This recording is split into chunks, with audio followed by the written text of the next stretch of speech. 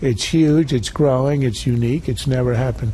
When you compare it to the al-Qaeda presence in Afghanistan, it is historically unprecedented. But what's also unprecedented is the utter passivity of the United States. The real story this week is what happened at the UN, where Putin essentially stepped in and took over Syria. He's now the leader. We had said 2 weeks ago, I think it was the Secretary of State, who said that the buildup of the Russians in Syria was doomed to fail.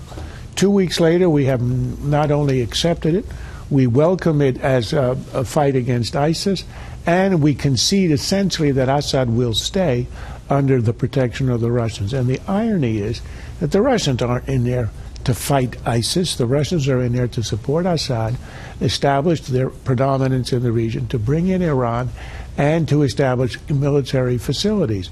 They have no interest in fighting Assad. The Russians launched half a dozen drones earlier this week over western Idlib, western Hama, and over Latakia. In not one of those areas is there a single ISIS fighter. This isn't about the Russians taking on ISIS. This is about Russians taking over Syria and keeping Assad as a client in place.